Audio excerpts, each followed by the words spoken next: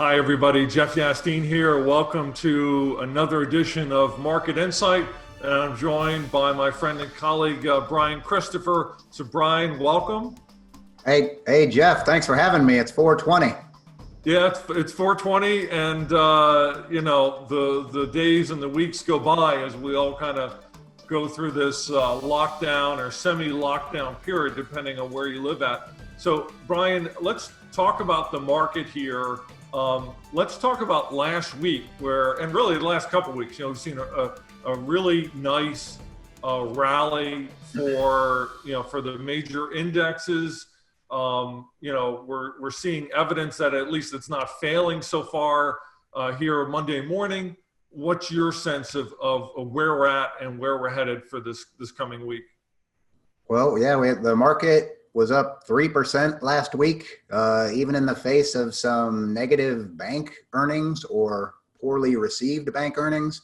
The market's been up 3 of the last 4 weeks. The market fell a little bit more than 1,100 points from its peak on February 19th. It's recouped more than half of that now. I'm not really one to bet against the trend in the immediate term, so I'm not going to tell you that this thing can't keep going, but we'll see when we get more earnings, and we'll have more granularity as to where we actually might be going, or I guess I would say how scared the market might be, because companies aren't really giving forward guidance right now. No, they're not, and we have to keep in mind also, in my view, the dynamics of the market. We saw a record decline in terms of how quickly we fell. What was the bottom? 38% on the S&P in basically a month's time. And so, and I know you saw that with your portfolio. I saw it with the portfolio from my newsletter, Total Wealth Insider, where there was a handful of days there where you're looking at it and you're like, there's just no way. I mean, this company is not going out of business. That I'm picking my stocks in part, and have always picked them in part, based on their financial and ability to weather these sorts of market and financial storms. And there are points where my stocks were down by such incredible amounts. You're like, this is panic selling, pure and simple.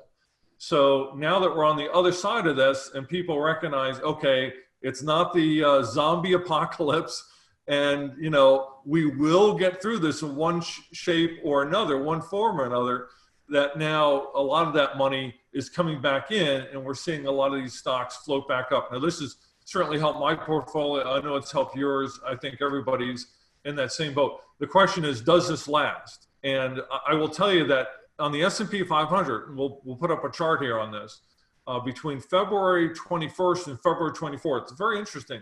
There was a large gap that occurred that day in the charts for the S&P 500 of about 80 points, where the market finished at one level, and the next Monday morning at 9:30, when they rang the opening bell, it opened 80 points lower.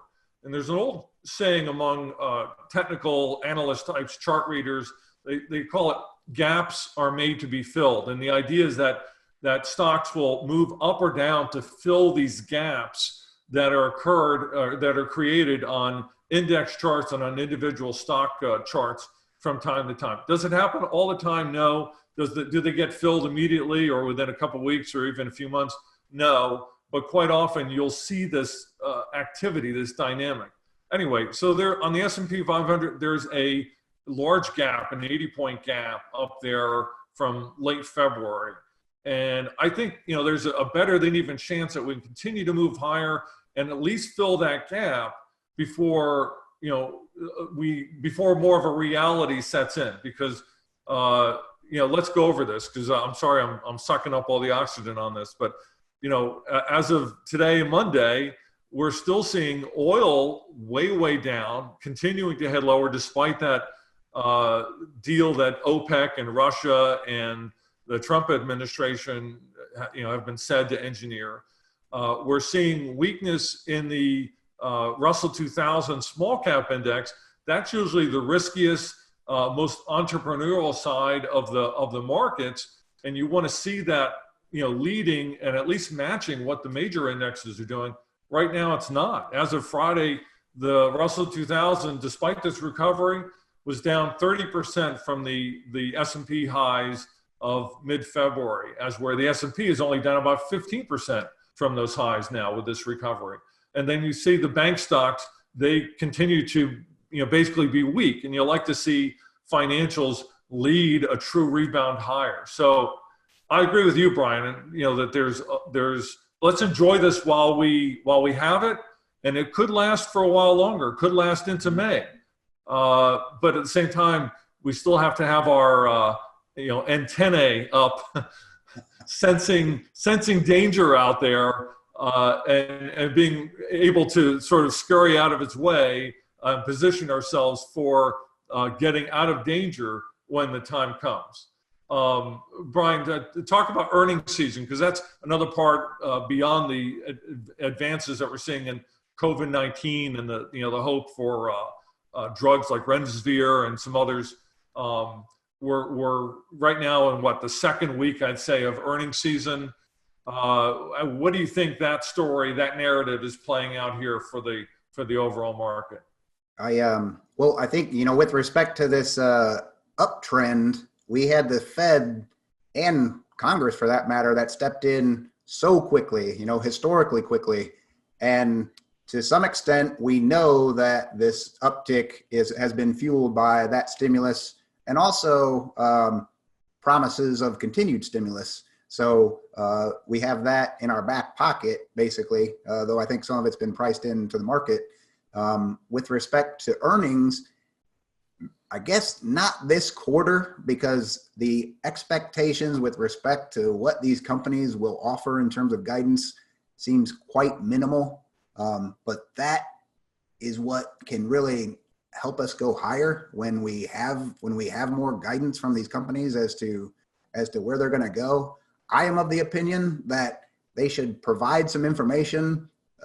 Maybe if your business is going to zero, maybe you don't want to provide information, but anything that you can put out there reduces the level of uncertainty that we have in this market. And that can help this thing go even higher. And I agree that it can go higher because the trend is the trend, and the trend is your friend. And that's true. And I'll just step in on that as well, as in terms of, what I tell my subscribers at Total Wealth Insider is you have to think in terms of expectations.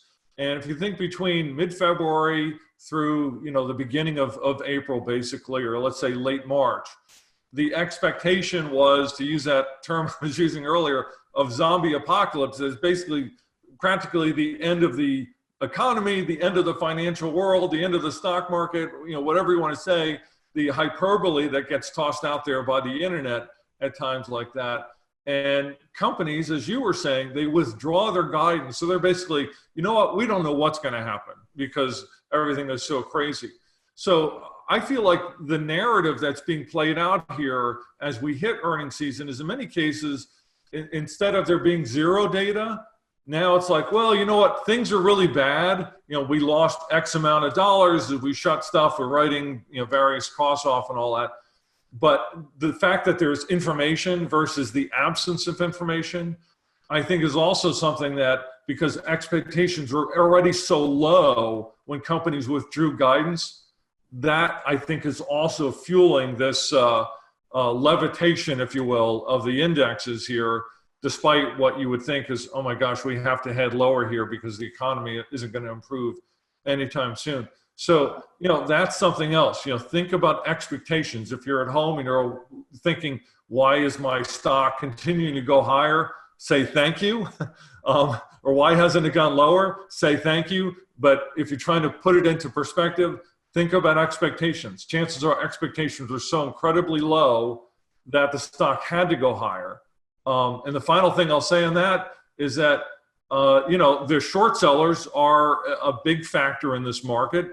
If you're somebody who's used to doing short selling, it's open season on so many companies.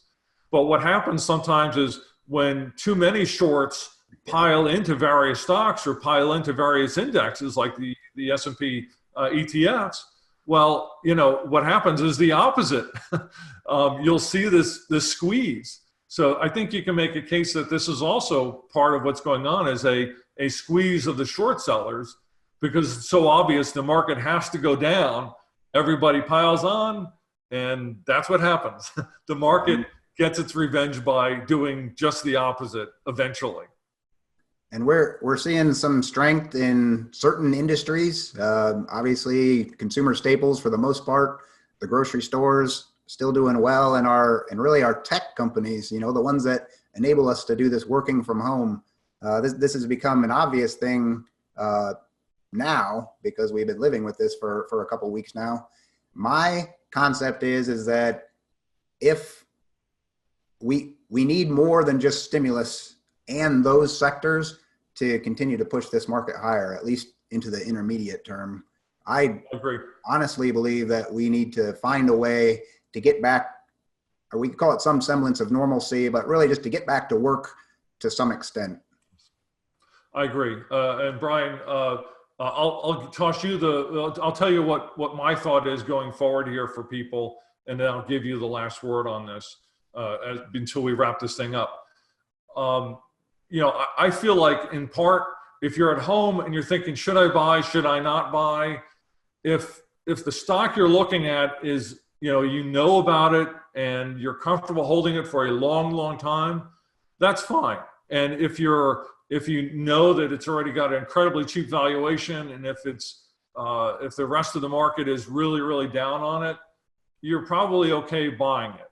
On the other hand, if it's a stock that's gone up quite a bit in this rebound, you want to be careful, because again, there's the chance that we have another downside of this. And there's other people who have made the case that the markets like this one, they need that second leg down to establish a bottom, either a double bottom, where we finished the last decline up in late March. Sometimes it goes below that, sometimes much further below that. So there is, I think, a very clear case to be careful and know that, don't worry so much about missing out on the rebound, because you know what, if this is a real rebound and we're going to somehow have discounted everything that happened and we're moving higher, well, you know what, you'll have plenty of chances to get in on this. The main thing in a bear market is to make sure you lose the least amount of money, as opposed to making a lot of money.